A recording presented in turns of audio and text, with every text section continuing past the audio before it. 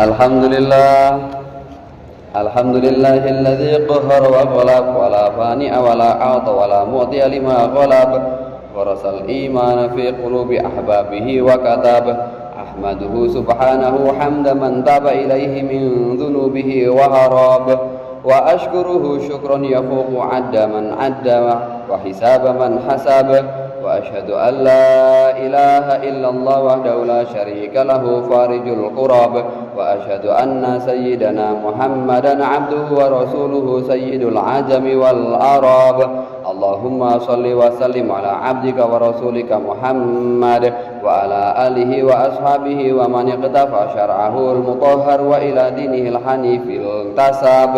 أما بعد فيا أيها الناس اتقوا الله تعالى حق تقاته ولا تموتن إلا وأنتم مسلمون واعلموا أن الله أمر عباده بتعلم مسائل الدين الصواب ليتميز عليهم الحلال والحرام فيجتنبوا ما يوقعهم إلى العذاب. يا عباد الله تعلموا أو علموها تكونوا من المصلحين الأواب. Hadirin jamaah sholat Jumat rahimakumullah. Yang pertama-tama tentu saya selaku khotib berpesan, berwasiat kepada diri saya pribadi khususnya, juga kepada para jamaah hadirin sholat Jumat. Mari kita senantiasa bersama-sama meningkatkan keimanan dan ketakwaan kita kepada Allah Subhanahu wa Ta'ala.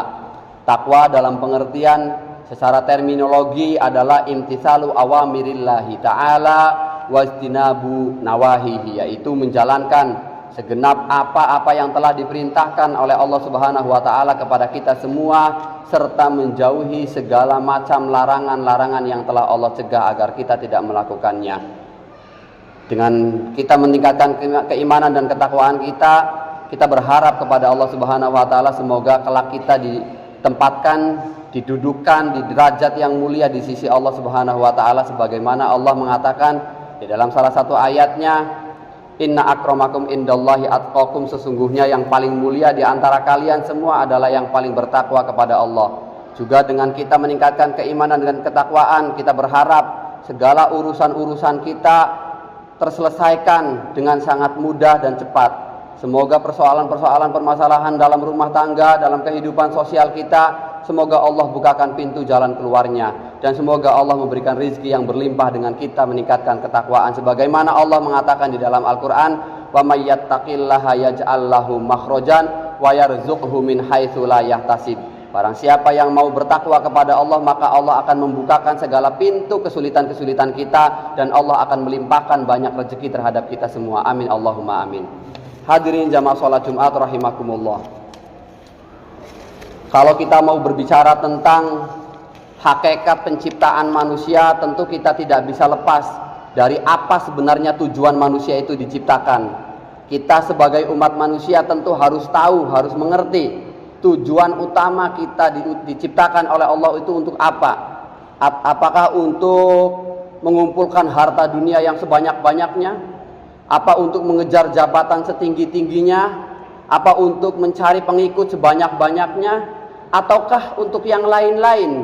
Maka berbicara tentang tujuan diciptakannya manusia, salah satu ayat di dalam Al-Quran ini yang mengabadikan tentang tujuan manusia diciptakan ada dalam surat Az-Zariyat ayat 56. Kalau kita baca, Allah mengatakan di dalam Al-Quran, wa ma khalaqtul jinna wal insa illa liya'budun, dan tidaklah aku ciptakan jin dan manusia kecuali untuk beribadah kepadaku.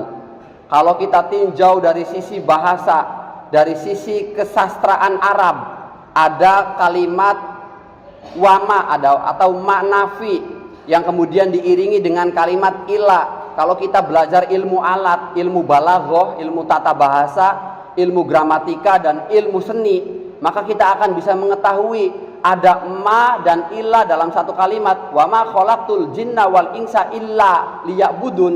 Ada ma dan illa dalam satu kalimat, itu menunjukkan faedah hasyr. Dalam ilmu balaghah, faedah hasyr itu berfaedah untuk meringkas dan membatasi, sehingga tidak ada batasan lain di ruang peribadatan. Kalau kita maknai secara sempurna ayat tersebut, wa ma khalaqtul jinna wal insa illa liya'budun, satu-satunya tujuan kita diciptakan oleh Allah hanya untuk beribadah. Itu makna daripada adatul hasyr. Oleh karena itu para hadirin jamaah sholat Jumat rahimakumullah, kalau kita sudah tahu bahwa satu-satunya tujuan kita diciptakan oleh Allah Subhanahu wa taala adalah untuk beribadah, tentu ibadah yang diwajibkan oleh Allah kepada kita berbeda-beda. Tingkatannya berbeda-beda, bentuknya berbeda-beda, tata caranya berbeda-beda. Secara umum ibadah itu terbagi menjadi dua kategori. Ada yang disebut ibadah mahdoh, ibadah yang murni. Ada yang disebut ibadah ghairu mahdoh, ibadah yang tidak murni. Ibadah yang ghairu mahdoh itu contohnya seperti apa? Banyak sekali. Kita bersedekah, kita berzikir, menolong sesama, berbuat baik kepada tetangga, kepada saudara. Itu adalah ibadah ghairu mahdoh yang tata caranya tidak dituntun secara spesifik di dalam syariat. Dengan cara apapun kita berbuat baik boleh, dengan cara apapun kita berzikir boleh, dengan cara apa saja selama cara-cara itu mempunyai nilai positif maka diperbolehkan. Tapi yang menjadi persoalan bagi kita adalah ibadah mahdoh. Para hadirin jamaah sholat Jumat harus tahu, ibadah mahdoh itu tidak bisa sembrono, tidak bisa sembarangan, tidak bisa asal-asalan. Semuanya diatur secara lengkap oleh syariat. Sebagaimana kita contohnya sholat, semuanya diatur tata caranya dari awal bersuci hingga kita melaksanakan sholat. Ada rukun yang harus dijaga, ada syarat yang harus dijaga, ada mubtilat yang membatalkan harus kita jauhi. Tidak asal-asalan kita sembahyang.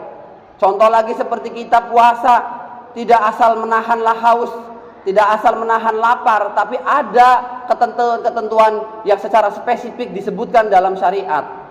Oleh karena itu, saya ingin menyampaikan salah satu penggalan syair yang ada dalam kitab Kifayatul Atqiya, ini kitab tasawuf.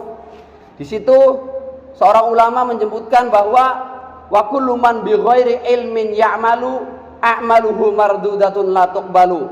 Setiap manusia, setiap hamba, setiap muslim yang kelihatannya rajin beribadah, rajin sholat, rajin sembahyang, tapi dia tidak tahu ilmunya sholat, dia tidak mengerti ilmunya sembahyang, dia tidak paham rukun-rukunnya sholat, dia tidak mengerti tata cara berwudu yang benar, maka a'maluhu mardudah, amal-amalnya ditolak.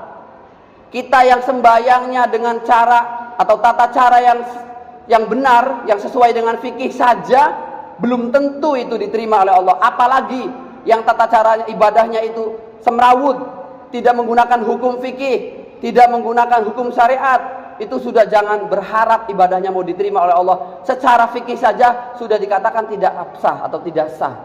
Oleh karena itu, para jamaah hadir sholat Jumat, saya menekankan bagaimana yang lebih penting terlebih dahulu kita lakukan sebelum kita memperbanyak ibadah. Apa itu? Mencari ilmunya ibadah. Dalam salah satu hadis Rasulullah pernah menyebutkan, dan ini banyak disebutkan di dalam Ihya Ulumuddin juz 1 ada, atau yang paling kecil kitab Ta'limul Muta'allim mungkin yang sudah pernah mengaji, ada sebuah hadis Rasul. Di situ Rasulullah bersabda, "Talabul ilmi fardhatun ala kulli muslimin wal muslimatin." Mencari ilmu hukumnya adalah fardu ain, wajib bagi setiap muslim dan baik laki-laki ataupun perempuan, muslim dan muslimah. Lalu menimbulkan satu pertanyaan para hadirin. Mencari ilmu wajib, ilmu apa yang wajib? Sebab tidak mungkin satu manusia mampu menguasai semua bidang keilmuan. Kalau kita mau mendikotomi ilmu, seumpama saya ambil contoh saja, kita mau mendikotomi ilmu, ini ilmu yang syariat, ini ilmu yang ghairu syariat, itu mana yang mesti kita pelajari terlebih dahulu? Ilmu ghairu syariat banyak sekali, ilmu matematika, ilmu sains, ilmu astronomi, ilmu biologi, ilmu geografi dan seterusnya. Apakah kita wajib mengetahui itu semua? Dalam ilmu syariat juga banyak, ada ilmu fikih, ada usul fiqh, ada ilmu qawaid, ada ilmu tafsir, ilmu hadis, dan masih banyak yang lainnya, balaghah, mantek, ilmu nahwu, shorof dan seterusnya. Mana yang mesti kita wajib pelajari? Sebab tidak mungkin kita harus mempelajari semuanya. Oleh karena itu, seorang ulama menjelaskan ilmu yang wajib kita pelajari dari hadis Nabi, thalabul ilmi faridatun ala kulli muslim wa muslimat, itu adalah ilmu hal. Apa itu ilmu hal? Timbul pertanyaan lagi. Maka kalau ada yang bertanya apa ilmu hal?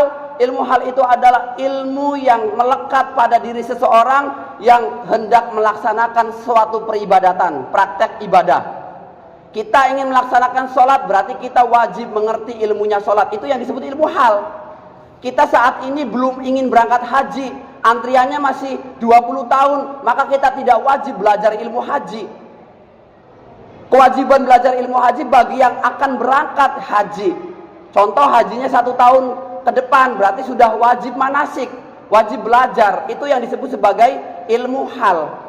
Kita sedang tidak berzakat, kita tidak wajib belajar ilmunya zakat. Tapi menjelang Idul Fitri, kita wajib belajar ilmunya zakat sebab kita akan mengeluarkan zakat.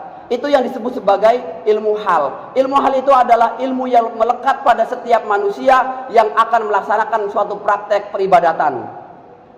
Oleh karena itu ilmu hal itu sifatnya sangat fleksibel. Para hadirin jamaah sholat Jumat, sebagaimana contoh, kita ingin melaksanakan sholat maka harus suci. Persyaratan sholat apa saja? Suci dari hadas kecil atau hadas besar, suci pakaian, suci badan, suci tempat yang kita gunakan untuk sholat dari najis, baik najis ainiyah ataupun najis hukmiyah. Kemudian syaratnya apa lagi? Harus menutup aurat, harus menghadap kiblat, harus mengetahui masuknya waktu sholat. Itu baru syaratnya, belum masuk pada rukunnya. Rukunnya apa saja? Rukunnya kalau dalam sholat, dalam kitab Mabadil Fikih ada 14, dalam Sulamul Munajat ada 17, dalam kitab yang lain juga disebutkan ada 19. Banyak versinya, tapi yang jelas intinya sama, hanya menghitung dan tidaknya tumakninah. Oleh karena itu, beribadah kepada Allah harus dibekali dengan ilmu pengetahuan, harus dibekali dengan ilmu hal, harus mengerti tentang tata cara peribadatan yang benar. Contoh kecil saja, kita berwudu. Mungkin banyak yang taunya wudu seperti gerakan demikian itu.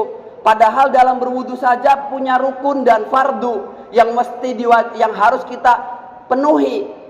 Seperti contoh wudu itu dalam fikih Syafi'iyah, ketika kita berwudu maka ada kewajiban berniat di dalam hati. Niat wudu itu tidak diucapkan sebelumnya, tapi bebarengan dengan membasuh wajah, membasuh muka. Ketika kita membasuh muka, disitulah kita kemudian berniat nawaitul wudu'a li raf'il hadasil asghar lillahi ta'ala. Kalau tidak bisa menggunakan bahasa Arab, boleh dengan menggunakan bahasa Jawa, tapi tetap di dalam hati.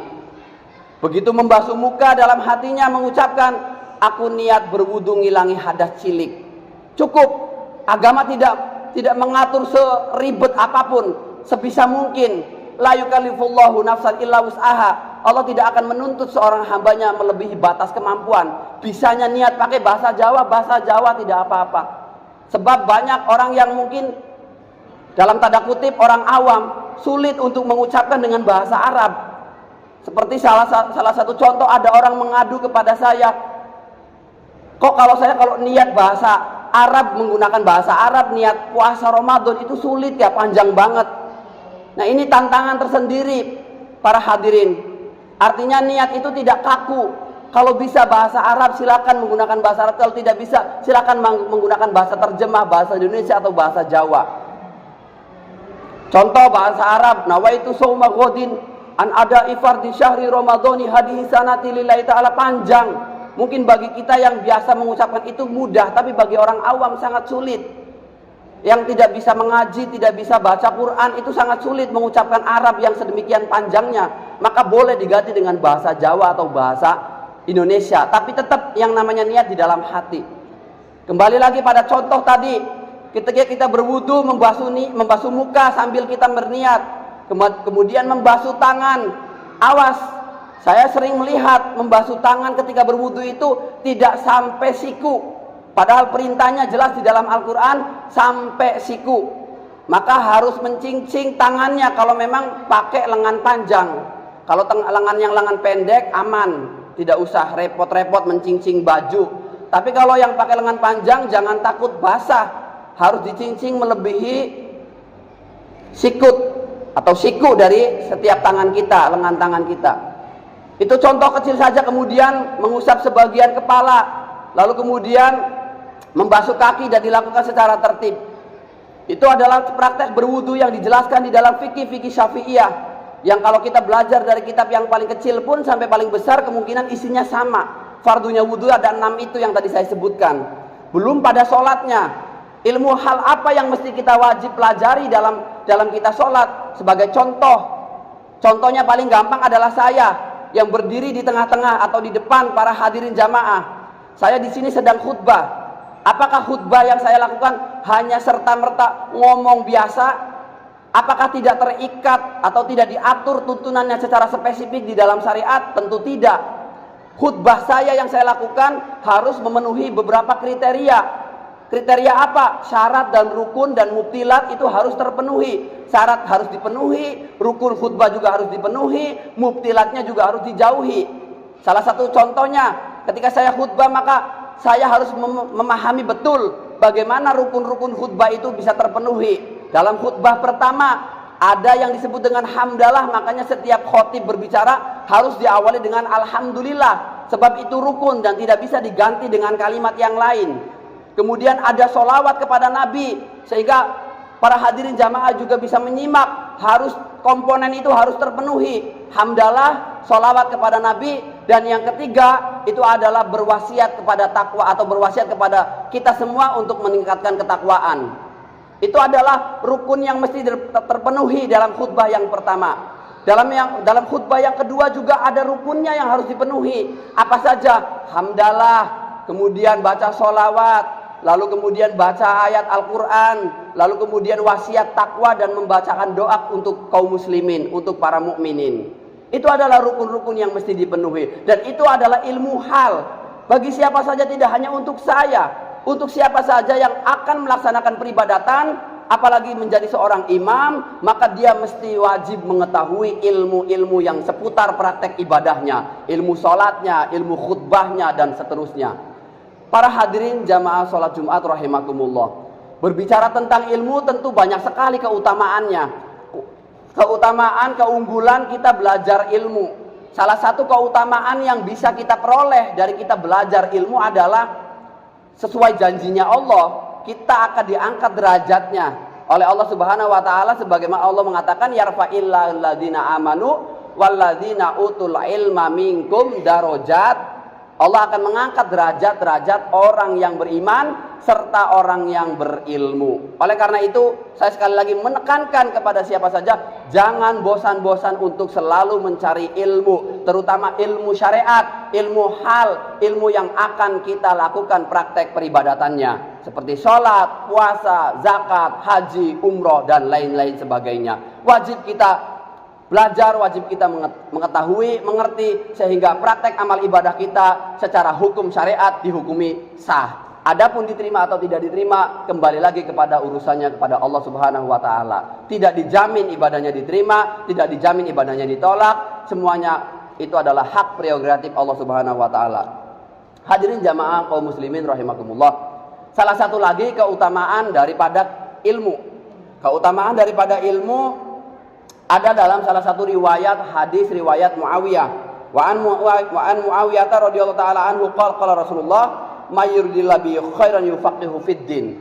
Barang siapa yang dikehendaki kebaikan oleh Allah, maka dia akan dipahamkan dalam urusan agama. Artinya bagi orang-orang yang memahami agama, mendalami ilmu agama, harus bersyukur karena itu adalah orang yang dikehendaki oleh Allah dengan kebaikan. Kemudian di antara yang lain, wa an Anasin qala Rasulullah sallallahu alaihi wasallam man kharaja fi talabil ilmi fa huwa fi sabilillah hatta yarji'a, rawahu Tirmidzi wa qala hadza hadisun hasanun. Salah satu riwayat hadis dari Anas bin Malik, beliau mengatakan demikian, barang siapa keluar dari rumahnya kemudian dengan tujuan dia ingin mencari ilmu di majelis-majelis ilmu, misalkan ada majelis rutinan, ada majelis ilmu, ada ustadz, ada kiai, didatangi rumahnya. Tujuannya untuk apa? Untuk mencari ilmu. Maka selama dia masih keluar rumah dalam tujuan mencari ilmu, Allah akan menempatkannya pada barisan-barisan fisabilillah, orang-orang yang berjuang di jalannya Allah Subhanahu wa taala, hatta yarji'a, sampai dia pulang ke rumah. Hadirin kaum muslimin jamaah sholat Jumat rahimakumullah. Ini yang terakhir yang kemudian saya merasa perlu untuk menyampaikan ini karena kondisi dunia ini semakin menua. Kualitas manusia semakin menurun. Kualitas ibadah setiap muslim juga semakin menurun. Berbeda dengan kualitas muslim di zaman dulu yang ibadahnya, takorubnya, kedekatannya, kecintaannya, ketakutannya kepada Allah jauh di atas kita semua. Kita hidup di era terakhir, di zaman-zaman akhir, di mana umat manusia semakin mengedepankan duniawi daripada mencari ilmu agama. Ilmu agama dikesampingkan, hanya sebatas seperlunya saja. Sisanya adalah digunakan untuk mencari harta dunia. Ini yang kemudian menjadi miris. Banyak anak-anak muda di zaman sekarang tidak mau lagi mengaji.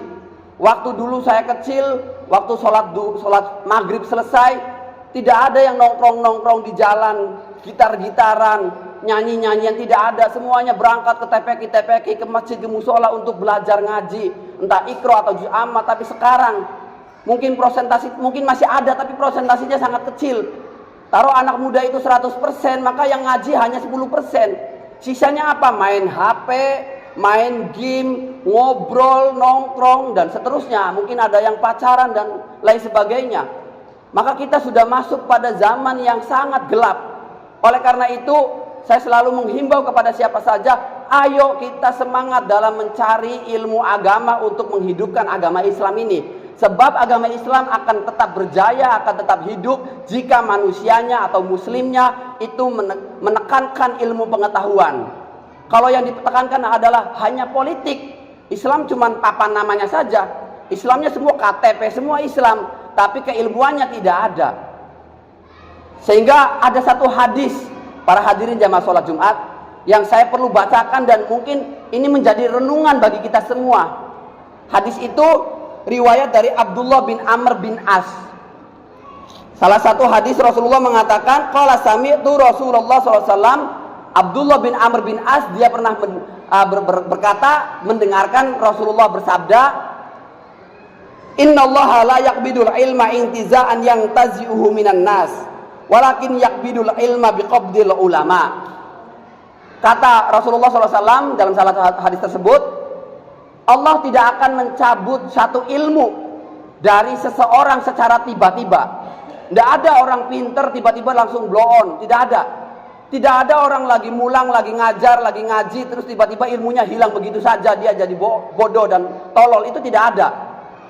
Dicabutnya ilmu oleh Allah bukan dengan cara secara tiba-tiba ilmunya dicabut, kemudian manusianya menjadi bodoh secara tiba-tiba atau seketika itu. Tapi dicabutnya ilmu oleh Allah adalah dengan cara dicabutnya para ulama. Sekarang tahun 2025 saja banyak sekali ulama-ulama kita yang meninggal dunia. Dari pondok-pondok pesantren besar, satu persatu dipanggil oleh Allah Subhanahu wa taala. Itu adalah sebuah kiamat bagi kita. Kenapa? Karena pertanda kiamat sudah dekat sekali. Ketika ulama-ulama semua sudah tidak ada, sudah dicabut satu persatu nyawanya, sehingga tidak lagi ada sisa ilmu yang menetap di hati manusia. Kemudian lanjutan hadisnya hatta idza yubqi aliman, sampai kemudian ketika Allah sudah mencabut semua orang-orang alim, orang-orang pinter, orang-orang yang menguasai ilmu agama, dicabut satu persatu hingga tidak tersisa satupun orang alim, hingga tidak nyisa satupun orang yang pinter agama. Setelah demikian apa yang terjadi para hadirin? Ittakhadan nasu ru'asan juhala. Orang-orang akan berbondong-bondong mencari orang bodoh dijadikan sebagai tokoh agama. Karena orang alim yang sesungguhnya, orang yang pintar ilmu hadis, orang yang pintar ilmu Al-Quran, ilmu tafsir, ilmu qawaid, ilmu usul fiqh, ilmu fikih, ilmu mustalah, orang-orang yang pintar seperti itu sudah dipanggil semua oleh Allah, hingga tersisa orang-orang bodoh. Yang kemudian manusia akan mengangkat orang-orang bodoh itu dijadikan sebagai panutan, dijadikan sebagai tokoh agama. Lalu orang-orang seperti ini ditanya oleh umatnya bagaimana persoalan ini itu segala macam. Lalu dia akan menjawab dengan gagah tanpa dengan ilmu. Dengan pedenya dia menjawab, berfatwa, fa'aftau dengan segala macam jawabannya sesuai dengan hawa nafsunya, bukan sesuai dengan ilmu agamanya. Ingat-ingat, Rasulullah mengingatkan dalam hadis terakhirnya, fadollu wa adollu. Mereka adalah orang-orang yang tersesat dan menyesatkan terhadap umatnya. Na'udzubillah min dalik. Kita berlindung kepada Allah Subhanahu wa ta'ala agar kita diberikan hidayah, taufik dan juga ilmu yang bermanfaat untuk kita semua sebagai sangu atau bekal kehidupan kita kelak nanti di akhirat. Sebab ketika seorang meninggal dunia, maka yang tersisa hanya 3. Semua harta benda ditinggalkan, tidak akan dibawa mati, tidak akan dibawa di akhirat. Yang disisakan hanya 3 saja. Yang pertama adalah sedekah jariyah, sedekah yang terus mengalir pahalanya. Yang kedua adalah ilmu yang bermanfaat, ilmu yang bisa bermanfaat untuk dirinya dan juga orang lain. Yang ketiga adalah meninggalkan anak yang soleh, yang bisa mendoakan terhadap kedua orang tuanya. Barakallahu wa lakum fil Qur'anil Karim wa nafa'ani wa iyyakum bima fihi minal ayati wa dzikril hakim wa taqabbalallahu minna wa minkum tilawatahu innahu huwas samiul alim.